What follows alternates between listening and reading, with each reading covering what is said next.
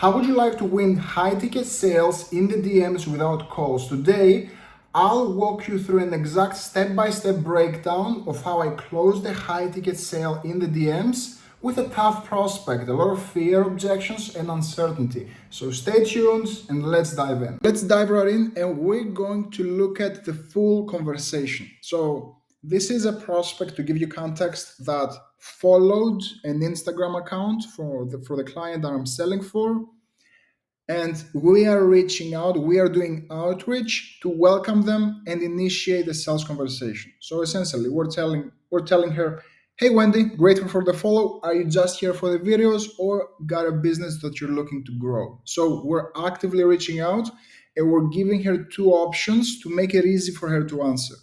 She replies with, "I have a service business and I'm working on growing, and the way that you see parenting seems to align with mine. So looking at that as well." So she unpacks her thinking.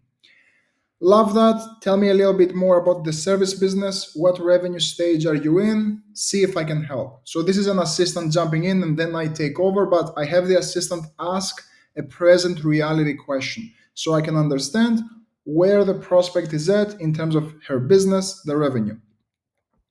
Now, she talks about, "I help law firms do this and this and this. I'm 5 months in. I'm productizing. Revenue is at 6,000 a month.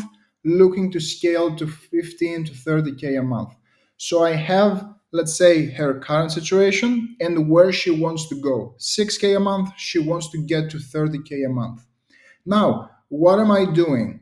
I'm acknowledging what she's saying, and I'm also summarizing what she's giving me. So it makes sense working on productizing. I want to stretch her potential. So I'm going to take the top number that she gave me. Let's shoot for at least 30K a month.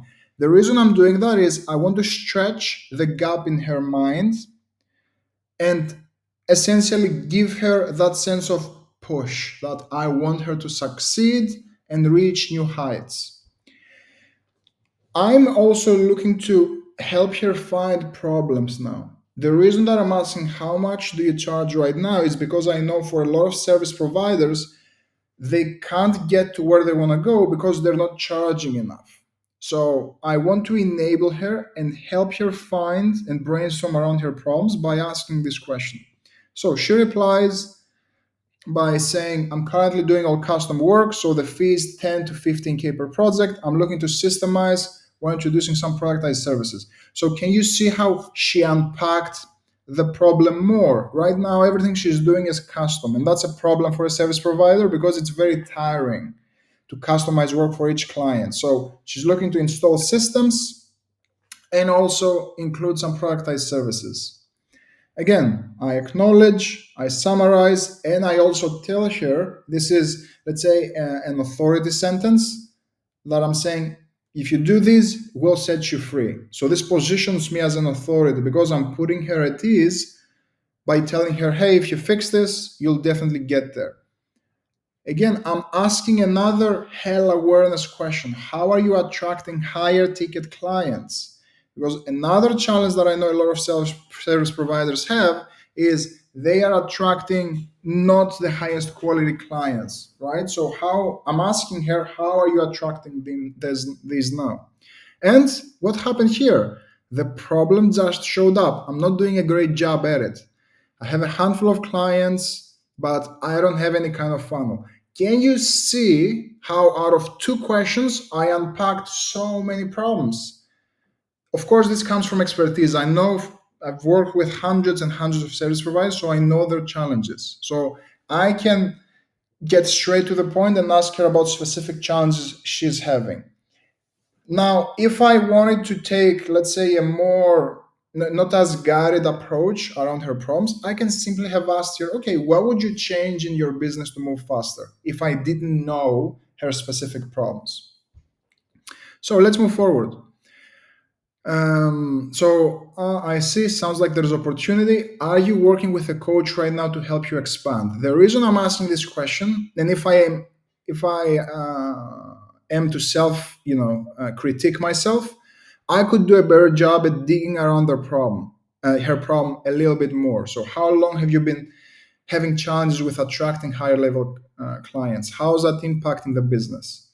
Now, I am, better than most at objection handling, so I tend to shortcut the process because I like to have a lot of, good conversations with people rather than, going all in. But if I were to criticize myself, I would probe into more of the pain to increase the emotional temperature. Now I know what I'm doing, and that's why I asked a heaven awareness question. So the reason I'm asking the coach question is I want to see if this prospect is open to coaching. Like, has she started exploring solutions? So she says, "Oh, I'm working with a business coach, but it's more around mental." So I don't want to read this entire thing. Essentially, she's working more around the mental aspect, not necessarily with a business coach.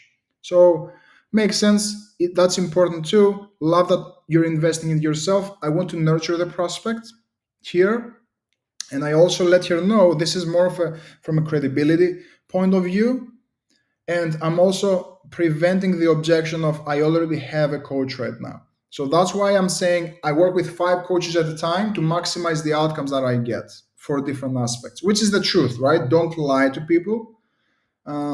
But that's the reality. And I want her to expand her mindset around, hey, she don't only have to work with one coach, especially if it's not a business coach.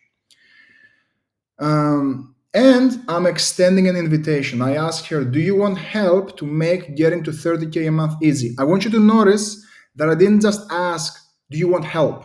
I asked her if she wanted help with her specific target. Do you want help to make getting to 30K a month easy? When you put it that way, it seems like a slam dunk of a question. Why is she that receptive to help? Because again, I tied it right into the outcome that she wanted. So, wink, this is kind of like a rapid rapport thing, just to build rapport, show that I know exactly what she's talking about. I want you to win. You'd be a fit for my elite, helping you become the person who can help you achieve next level outcomes. So now I'm pre-selling the program a little bit before I send her the full details. So I'm essentially creating curiosity, but also get her to get excited about it before she sees the offer.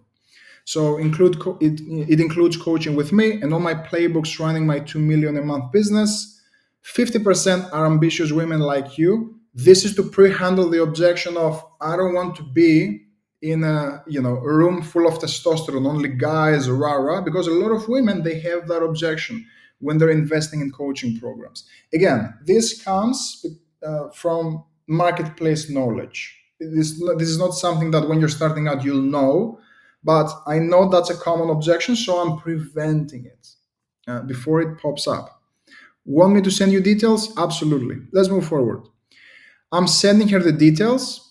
And then this is a good prospect. She's like, I don't have a commitment problem, but I worry that my offer isn't big enough to scale my business. So that's objection number one. What's this objection? Ask yourself, pause the video and ask yourself, what objection is she giving? Essentially, the objection that she's giving now, if you continue the video, is will this work for me? Am I too small for this? Right? So, and she has another question. Also, she has a product based question. Is there anything about product market fit for your coaching? So, here I want to answer with certainty. This is exactly what we fix. I have the blueprint on the inside. We'll unpack the offer together during the call. We would need to dig deeper to map it out. So I'm not coaching her in the chat. A lot of people make this mistake. Oh yeah, this is what we'll work on and this is exactly what we'll do. And they give the prospect advice. And now the prospect will give you the objection. Oh yeah, that sounds perfect. Let me use that and then I'll come back to you. No, all I'm looking to do here is inject certainty into the prospect so they can invest and then we'll help her out.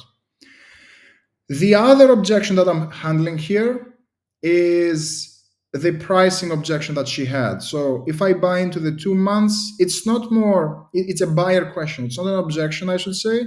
It's like if I buy in for 2 months, can I do an upsell to the 6th month?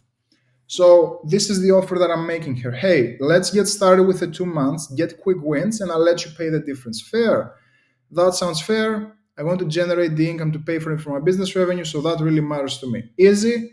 I sent her the link, and hold on, the sale isn't over yet. This is where the good stuff begins. So I sent her the link. I follow up. Wendy, are you in? And now we have a deadly objection. Let me think about it. I'm not ready yet. Let me circle back to you. And this is actually a no. It's not even a think about it. I've made a decision to wait. I realize that my problem isn't knowledge or education, it's execution, or rather lack of execution. I need to commit to myself to take all the actions I commit to, and I'll come back to you after 45 days. Red cards. If you've watched soccer, this is a red card. Like, we're out of the game. She said no, and now eventually one day she'll be back. What would most people do here? Think about it. They would try to convince the prospect, oh, you should invest now. Now is the best time. Oh, da da da da da. And it goes on from 1 year, it goes in from 1 year and out of the other. Instead, I want to take her from a no state now and move her closer to a yes state. But I can't just slap her from a no, being a no to a yes. It doesn't happen like that. But what I'm looking for is an opening. So that's why I want to influence her perspective. And that's why I'm asking, are you open to a different perspective on this one? That's all I'll say. Sure, always. And now I want to install a new belief because she has a sabotaging belief when she's giving that objection. She thinks that, oh, I have all the education. It's just that I haven't implemented it yet, which is, a BS objection, allow me to say. Because if she had the knowledge, like, she would execute.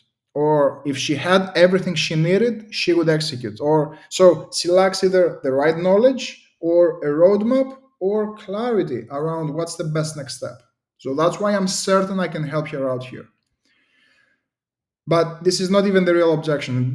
Listen to and read what I'm going to do here. Stalling is a form of self-sabotage. Typically, because we make decisions as the person we are today. For freaking sure, she says. Why is she saying that? Because the belief that I was able to install landed, and essentially, I'm calling her out, but in a non-confrontational way. And this is why she accepts that, yes, I'm kind of like full of shit here. You're right. And I continue on because I'm not done yet. The mindset we have got us exactly where we are. It's not until we start making decisions as the person we want to become that we get to where we want to go. So the question is, what would Wendy 10.0 do with decisions like these? Would she choose the do it alone path, or would she put herself in the best possible position to succeed? Now, why am I doing that? Again, and this is how we all make decisions. Our thinking processes, our mindset got us to a place where we are today. So to get to the next level, we won't get there as the same person that got us to where we are today. We need to evolve into a new person with new beliefs, new systems, new roadmaps, new actions. So now I want to shift her perspective from thinking as the person that she is today to making decisions as the person that she wants to be. And this is what she says. I know I'm the only thing holding me back. And I also know that even when I have the tools, the version of me that I am today avoids taking the scary action. Can you see how powerful that is? What did she say like 5 minutes ago? Oh, I have everything I need. Now she's like, yes, I have the tools, but I'm holding myself back. Of course, I'm saying not right now out of fear. It was never I have all the tools objection. It was a fear objection. But because we use this objection handling framework that encourages people to take action despite their fear, this is how they react. But we're not done yet. Because she opened up And she said, yes, I'm fearful. I want to reward that behavior. What gets rewarded gets repeated. So I want her to feel okay again. This is why I'm saying it's part of the process, not to worry. I'm not pointing fingers. It's a choice. I own it, she says. You choose to allow the fear to keep you frozen exactly where you are, or you take action because of it. Because you know that it's the only way to grow out of your comfort zone. Trust yourself, because she will make the decision here. And know that I have your back. I'm injecting certainty. I don't let people fail on the inside. All I'm asking is step in and I'll poke you with a velvet stick to get it done. Oh, that sounds fun. What does it look like being poked with a velvet stick? Accountability. It's built in with many aspects in my program. There are this thing that we do. These alone will transform you as a person. Now, what did just happen? And she says, I want to say yes. Her emotional mind is sold, but her rational mind is not sold at that point because she's like, I want to say yes. So her emotions are pulling her towards buying. Now we want to sell her rational brain, though. And this is how we do this, by showing her numbers. So here's how I do it. Look at it from another angle. Right now you're at 6,000. You charge even 10K with your old pricing. One client will get you 4 to 5 times ROI. So is it a crazy idea to think that you land one project in the next 2 months together? This is the duration she's committing to. I'm doing a lot of things here. So I'm justifying the ROI to her. I'm selling to her emotional brain, but I'm also ending it with a no framed question. People feel safe in saying no. Think about it. When you reject someone, a salesperson, and you're saying, hey, are you interested? No. You feel safe. You're protecting yourself. So when I frame the question in a no-based manner, in that no frame, that leads to essentially saying yes to me, it's much easier for people to be receptive to that. So what is she saying here? She says, oh, not at all. I could easily land 2 to 3. So what did she just tell herself? So in the 2 months that we'll work together, I can easily land 3 clients. So she's selling herself. Did I tell her that? No, she told herself. Can you see how powerful that is? And then I'm asking for the sale. Should we do this then so we can start building? I'm going to boldly say yes and move through the fear to empower belief. Can you see how she became Wendy 10.0 just from what I said? And then respect, lean in, I got your back. Can I still do the 2 month upsell? It's our previous agreement that we went through before. Yup, it's our deal. I sent you the link again. Click to enroll. She pays and we get started. So deploy these principles. This style of objection handling does not pressure people into buying, but it actually empowers them. And they feel so powerful after making that decision that this bleeds into the performance of using your offers. So this has been Chris Rigouris. If you want more hands-on help with your sales process, I have my link in the YouTube description. Book a call and let's chat to see if I can help. If you've enjoyed this video, hey, drop a like, subscribe, and I'll see you on the next one.